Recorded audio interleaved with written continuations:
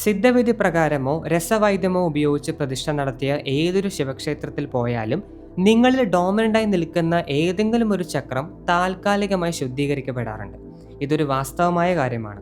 ഇനി അതേസമയം ശിവൻ നേരിട്ട് പ്രത്യക്ഷപ്പെട്ട സ്ഥലങ്ങളുണ്ട്. അവിടെ ഒന്നില്ലെങ്കിൽ ശിവന്റെ സാന്നിധ്യം തിരിച്ചറിഞ്ഞ് ശിവലിംഗം പ്രതിഷ്ഠിക്കും, അല്ലെങ്കിൽ സ്വയംഭൂലിംഗം ഉണ്ടാവും.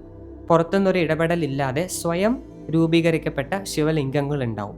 ഇവിടെയെല്ലാം ചെന്നു കഴിഞ്ഞാൽ ഏതെങ്കിലും ഒരു ചക്രമല്ല, നിങ്ങളുടെ 7 ചക്രങ്ങളും ശുദ്ധീകരിക്കപ്പെടാനും താൽക്കാലികമായി ആക്ടിവേറ്റ് ആവാനും കാരണമാവാറുണ്ട്. അങ്ങനെ ഒരു ക്ഷേത്രമാണ് തിരുവണ്ണാമലയിലെ അരുണാചലേശ്വര ക്ഷേത്രം. പക്ഷേ എപ്പോഴും പറയുന്ന പോലെ ചുമ്മാ നിങ്ങൾ അങ്ങോട്ട് പോയത് കൊണ്ട് എല്ലാ ചക്രങ്ങളും ആക്ടിവേറ്റ് ആവുമെന്ന് പറയുന്നത് ആ ക്ഷേത്രത്തോട് കാണിക്കുന്ന ഒരു ചതിയാണ്. മറിച്ച് നിങ്ങൾ അവിടെ പോകേണ്ട രീതി, എങ്ങനെ അതിനെ പ്രോപ്പറായിട്ട് വിസിറ്റ് ചെയ്യണം, അവിടെ എന്തെല്ലാം ചെയ്താലാണ് ആ ശക്തി മുഴുവനായും നിങ്ങളുടെ ശരീരത്തിലേക്ക് ആവാഹിക്കാനും 7 ചക്രങ്ങളെ സ്റ്റിമുലേറ്റ് ചെയ്യണം എന്നുള്ള ശരിയായ രീതികളുണ്ട്. അതിനെക്കുറിച്ചാണ് ഇന്നത്തെ വീഡിയോയിൽ ഡീറ്റെയിൽ ആയിട്ട് നോക്കാൻ പോകുന്നത്. വീഡിയോ അവസാനം വരെ കാണും. സ്വയംഭൂ ലിംഗങ്ങൾ എങ്ങനെയാണ് മനുഷ്യന്റെ 7 ചക്രങ്ങളും ആക്ടിവേറ്റ് ചെയ്യുന്നത് എന്ന സംശയം നിങ്ങൾക്കുണ്ടാവും. ആ സംശയത്തിന്റെ ഉത്തരമാണ് തിരുവണ്ണാമലയുടെ കഥ. നിങ്ങൾ ഒരുപാട് പേര് ഓൾറെഡി ആ കഥ കേട്ടിട്ടുണ്ടാവും. സൃഷ്ടിയുടെ ആരംഭ സമയത്ത് മഹാവിഷ്ണുവും ബ്രഹ്മാവും തമ്മിൽ ഒരു ആർഗ്യുമെന്റ് നടക്കുകയാണ്. ചെറിയൊരു വാക്ക് തർക്കം. നമ്മളിൽ ആർക്കാണ് ഏറ്റവും കൂടുതൽ ശക്തി ഉള്ളത്, നമ്മളിൽ ആരാണ് സുപ്പീരിയർ, എല്ലാവിടെയുള്ള കോമൺ ആയിട്ടുള്ള ആർഗ്യുമെന്റ് ആണ്. ഇത് നടന്നുകൊണ്ടിരിക്കെ പെട്ടെന്ന് അവരുടെ ഫ്രണ്ടിലായിട്ട് വലിയൊരു അഗ്നിസ്തംഭം രൂപപ്പെടുകയാണ്. A big pillar of fire. ഈ ഒരു അഗ്നിസ്തംഭത്തിന്റെ ആരംഭം എവിടെയാണ്, അവസാനം എവിടെയാണ്, ഒറ്റ നോട്ടത്തിൽ രണ്ടുപേർക്കും കാണാൻ പറ്റുന്നില്ല.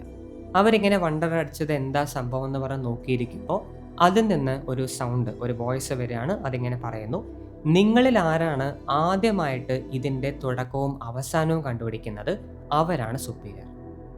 നിങ്ങൾ വാക്ക് തർക്കമൊന്നും ചെയ്യണ്ട, ഇതിൻ്റെ തുടക്കം കണ്ടുപിടിക്കൂ, അവസാനം കണ്ടുപിടിക്കൂ, അതാരാണ് ചെയ്യുന്നത്, അവരാണ് സുപ്പീരിയർ. ഇത് കേട്ട ഉടനെ വിഷ്ണു താഴോട്ട് പോകുന്നു, ബ്രഹ്മാവ് മേലോട്ട് പോകുന്നു. രണ്ടുപേരും ഓരോ രൂപം എടുത്തിട്ട് ഒരാൾ താഴോട്ട് പോകണം, ഒരാൾ മേലോട്ട് പോകണം. ഇതിൽ വിഷ്ണു കുറേ താഴോട്ട് പോകുന്നുണ്ട്, പക്ഷേ ആൾക്ക് ഭൂമിയൊക്കെ ഇങ്ങനെ പാതാളത്തിലേക്ക് വരെ അത് പോകുന്നുണ്ട്. പക്ഷെ ആൾക്ക് ഒന്നും കണ്ടുപിടിക്കാൻ പറ്റുന്നില്ല. അദ്ദേഹത്തിന് എത്ര നോക്കിയിട്ടും നാരായണന് എവിടെയാണ് ഇതിൻ്റെ അവസാനം എന്ന് കണ്ടുപിടിക്കാൻ പറ്റുന്നില്ല. തിരിച്ചു വരുന്നു, ഞാൻ തോറ്റു എന്ന് സമ്മതിക്കുകയാണ്. പക്ഷെ ബ്രഹ്മാവിന് തോൽവി സമ്മതിക്കാൻ തയ്യാറല്ല. അദ്ദേഹം ഒരുപാട് മുകളിലോട്ട് പോയി, പക്ഷെ കണ്ടുപിടിക്കാനൊന്നും പറ്റുന്നില്ല. കുറച്ചുകൂടെ മുന്നോട്ട് പോയപ്പോൾ അവിടെ നിന്ന് ഒരു പുഷ്പം ഇറങ്ങി വരുന്നുണ്ട്. ഇതും നിങ്ങൾ കേട്ടിട്ടുണ്ടാവും. പുഷ്പത്തിൻ്റെ പേരെന്താണ് എല്ലാം നിങ്ങൾക്ക് അറിയുമായിരിക്കും. അതിപ്പോൾ പൂജയ്ക്ക് ഉപയോഗിക്കാറുമില്ല. അത് താഴോട്ട് ഇറങ്ങി വരികയാണ്. അപ്പോൾ ആ പുഷ്പത്തോട് ചോദിക്കുകയാണ്, നീ എവിടെ നിന്നാണ് വരുന്നത്? അപ്പോൾ ആ പുഷ്പം പറയും, ഞാൻ ഭഗവാനിൻ്റെ ശിരസിൽ നിന്നാണ് വരുന്നത്, ഞാൻ ഭഗവാൻ അലങ്കാരമാണ് എന്ന് പറയാണ്. ഒരു കാര്യം ചെയ്യൂ, ഞാൻ നിന്നെ താഴോട്ട് കൊണ്ടുപോകാം, വിഷ്ണുവിനോടും ഈ ദീപസ്തംഭത്തോടും നീ പറയണം, ഞാൻ ഇതിൻ്റെ അറ്റം കണ്ടുപിടിച്ചു. ബ്രഹ്മാവ് കള്ളം പറയാൻ ആ പുഷ്പത്തോട് പറയണം. ഓക്കെ എന്ന് പറഞ്ഞ് രണ്ടുപേരും എഗ്രി ചെയ്യുന്നു. എന്നിട്ട് താഴോട്ട് വരുന്നു. അവിടെ നിന്ന് വിഷ്ണു പറയുന്നു, എനിക്ക് കണ്ടുപിടിക്കാൻ പറ്റിയില്ല, എൻ്റെ തോൽവി സമ്മതിക്കുകയാണ്. പക്ഷെ ബ്രഹ്മാവ് പറയുന്നു, ഞാൻ കണ്ടുപിടിച്ചു, അതിൻ്റെ തെളിവ് പുഷ്പം പറയുന്നു പറഞ്ഞ് പുഷ്പം അവിടെ നിന്ന് കള്ളം പറയാണ്. ശരിയാണ്, ഇദ്ദേഹം അതിൻ്റെ ഒരു തുടക്കം കണ്ടുപിടിച്ചിരിക്കുന്നു എന്ന് ശിവനോട് പറയുന്നു. ശിവനെ കുറച്ച് ദേഷ്യം വരും, കാര്യം പറയും, നിങ്ങൾ പറയുന്നത് ഒരു അബദ്ധമായി പോയി, ഇത് വലിയൊരു പാവമാണ് ചെയ്തിരിക്കുന്നത്, നീ ഒരിക്കലും കള്ളം പറയാൻ പാടില്ലായിരുന്നു. ബ്രഹ്മാവും മറ്റേ ആൾ ആ പുഷ്പവും രണ്ടുപേരും പാപം ചെയ്തിരിക്കുകയാണ്. അതുകൊണ്ട് ഇന്നു മുതൽ എൻ്റെ ശിരസിന്, എൻ്റെ പൂജയ്ക്കും നിനക്ക് അർഹതയില്ല, നിനക്ക് യോഗ്യതയില്ല എന്ന് പറഞ്ഞ് പുഷ്പത്തിനെ ശപിക്കുകയാണ്. അതേപോലെ ബ്രഹ്മാവിനെ ആരും പൂജിക്കില്ല എന്നുള്ള ശാപം കൊടുക്കുകയാണ്. അന്നു മുതലാണ് ബ്രഹ്മാവിന് ഒരാളും പൂജിക്കാതാവുന്നത്. ബ്രഹ്മാവിന് ക്ഷേത്രങ്ങൾ വളരെ കുറവാണ്. ഐ തിങ്ക് 3 or 4 ലോകത്തിൽ അവിടെയൊക്കെ ഉണ്ട്. അത് താന്ത്രിക് പർപ്പസാണ്. അല്ലാതെ നോക്കുകയാണെങ്കിൽ എവിടെയും ബ്രഹ്മാവിന് ഈ പറഞ്ഞ ക്ഷേത്രങ്ങളില്ല. പിന്നെ ആ പുഷ്പത്തിൻ്റെ കാര്യം, ശിവരാത്രിക്ക് മാത്രം അത് ഉപയോഗിക്കും, അല്ലാത്ത സമയത്ത് ഒരിക്കലും ഒരാളും ശിവന്റെ വർഷിപ്പിനോ മറ്റൊരു വർഷിപ്പിനോ അത് ഉപയോഗിക്കാറില്ല. ഇതാണ് ആ കഥ. ഞാൻ ഇത് കേൾക്കുമ്പോൾ എവിടെയാണ് കുണ്ടലിനി ആയിട്ടുള്ള ലിങ്ക്? ഈ കഥയിൽ എവിടെ ചക്രങ്ങൾ, എവിടെ കുണ്ടലിനി? അവിടെയാണ് നിങ്ങൾ അഗ്നിസ്തംഭം എന്ന വാക്ക് അടിവരയിട്ട് നോക്കേണ്ടത്.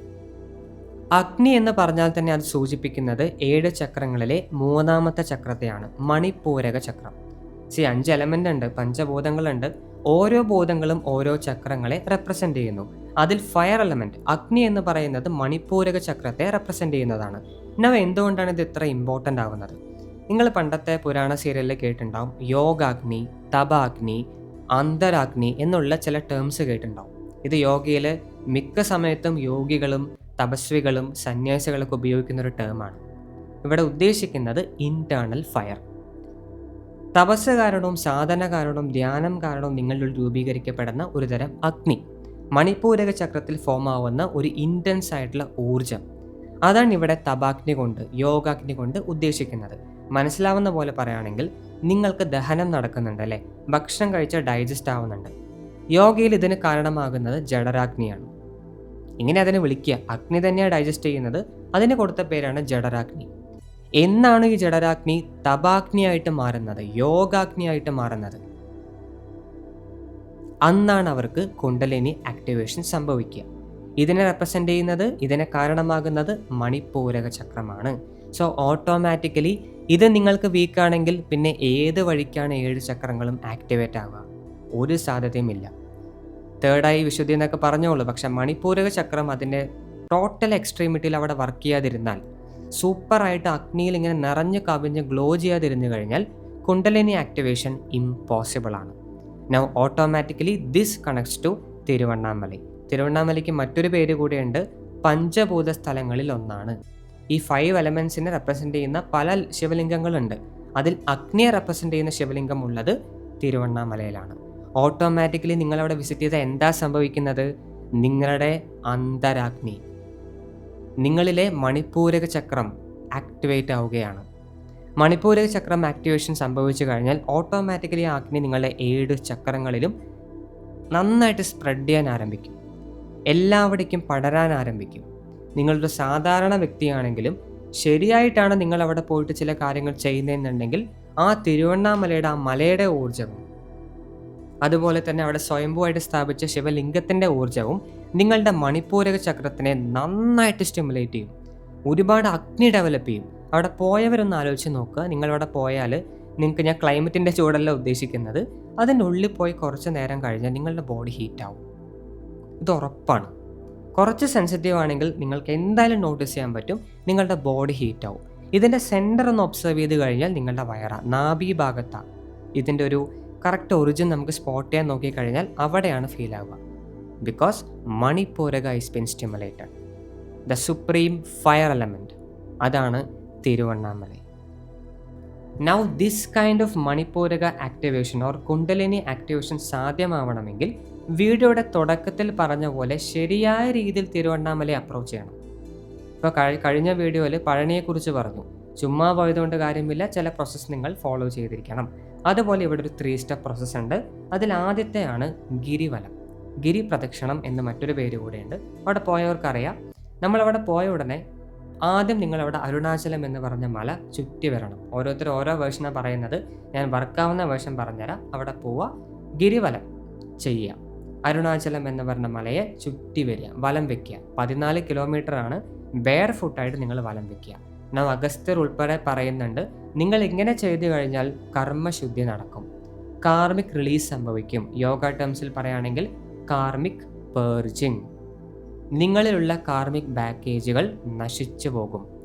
സ്വയംഭൂ ഇവിടെ ചെയ്യുന്ന പ്രോഗ്രാമിൻ്റെ ഒരു എഫക്റ്റാണ് അവിടെ നിങ്ങൾക്ക് ഫീൽ ആവുക. ഇത് ആദ്യം ചെയ്യണം. രണ്ടാമത് നിങ്ങൾക്ക് കഴിയുമെങ്കിൽ അവിടെ ആ ശിവലിംഗത്തിന് അഭിഷേകം കൊടുക്കുക. പറ്റുമെങ്കിൽ ഏറ്റവും മിനിമലായിട്ട് നിങ്ങളാൽ കഴിയുന്ന ബഡ്ജറ്റിൽ ഒരു അഭിഷേകം, അല്ലെങ്കിൽ ഏറ്റവും ബെസ്റ്റ് രുദ്രാഭിഷേകം കൊടുക്കുക. ഇതെന്തിനാണ് ചെയ്യുന്നത്? ഇത് കഴിഞ്ഞാൽ നിങ്ങൾ പേർജിങ് കഴിഞ്ഞ് വരികയാണ്, കാർമിക് റിലീസ് സംഭവിക്കുകയാണ്. ഒന്ന് പുറത്ത് പോയിട്ടേ ഒന്ന് ഉള്ളിലേക്ക് എടുക്കാൻ പറ്റൂ. ഒറ്റടിക്കുള്ളിൽ പോയിട്ട് എനർജി എടുക്കുന്നത് വർക്കാവാത്ത പരിപാടിയാണ്, ഫുള്ളായിട്ട് നടക്കില്ല. ഫസ്റ്റ് നിങ്ങളെ ഒന്ന് പേർജ് ചെയ്യുക, ഫുള്ളി ഒന്ന് ശുദ്ധീകരിക്കുക, അതിനാണ് വലം വയ്ക്കുന്നത്. അതിനുശേഷം നിങ്ങൾ അഭിഷേകം കൊടുക്കുക. ഇവിടെ നിങ്ങളെ തണുപ്പിക്കുന്ന പ്രൊസീജിയറാണ്. ശിവചൈതന്യം തന്നെയാണ്. നിങ്ങൾക്കും ഓട്ടോമാറ്റിക്കലി നിങ്ങളുടെ 7 ചക്രങ്ങളും നിങ്ങളുടെ ടോട്ടൽ ഹ്യൂമൻ ആ ഒരു ബോഡി സിസ്റ്റവും ഒന്ന് ശുദ്ധീകരിക്കപ്പെടും, ഒന്ന് തണുക്കും. ഒരു കൂളിംഗ് എഫക്റ്റ് അവിടെ വരും അഭിഷേകത്തിലൂടെ. അതിനുശേഷം നിങ്ങൾ മസ്റ്റായിട്ടും, ഒന്നില്ലെങ്കിൽ സാധാരണ ആൾക്കാരാണെങ്കിൽ, നിങ്ങൾക്കൊരു യോഗ ബാക്ക്ഗ്രൗണ്ട് ഇല്ലയെന്നുണ്ടെങ്കിൽ ജപം 3 പ്രാവശ്യം അല്ലെങ്കിൽ 3 നേരമായിട്ട്, ഒരു നേരം 1008 തവണ ഓം നമഃശിവായ, അങ്ങനെ 3 പ്രാവശ്യം, രാവിലെ ഉച്ചയ്ക്ക് വൈകുന്നേരം, അല്ലെങ്കിൽ 3 തവണ ഓർ ഒറ്റയടിക്ക് 3000+ രീതിയിലേക്ക് നിങ്ങൾ ഓം നമഃശിവായ പഞ്ചാക്ഷരി മന്ത്രം ആ സന്നിധിയിൽ വെച്ച് തന്നെ ചാൻറ്റ് ചെയ്യുക. അവിടെ എവിടെയെങ്കിലും ഇരുന്നാൽ മതി, ജസ്റ്റ് കുറച്ചൊന്ന് ആ റേഡിയസിന് അടുത്തായിരിക്കണം. ഇത് ചെയ്യുക. യോഗ ചെയ്ത് ധ്യാനിച്ച് പരിചയമുള്ളവരാണെങ്കിൽ ധ്യാനം തന്നെയാണ് ഏറ്റവും ബെസ്റ്റ്. എഗെയിൻ ആ റേഡിയസിൻ്റെ എവിടെയെങ്കിലും ഒരു സൈഡിൽ ഇരുന്നിട്ട് പറ്റുമെങ്കിൽ നോർത്ത് ഫേസ് ചെയ്തിരിക്കുക. അവിടെ ഫേസ് ചെയ്തിരുന്നു കൊണ്ട് 1 മണിക്കൂർ ഏറ്റവും ചുരുങ്ങിയത് ധ്യാനത്തിൽ മുഴുകുക. ബ്രെത്ത് മാത്രം ഫോക്കസ് ചെയ്യുക. വേണമെങ്കിൽ ഓം നമഃ ശിവായ ഉപയോഗിക്കാൻ തെറ്റില്ല. This is A 3 step process. 1 പേർജിങ് ആണ്, ശുദ്ധീകരിക്കപ്പെടുന്നു.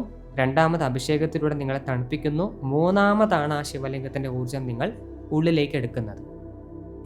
ദർശനം ഒരു കണക്ഷൻ എസ്റ്റാബ്ലിഷ് ചെയ്യുകയുള്ളൂ.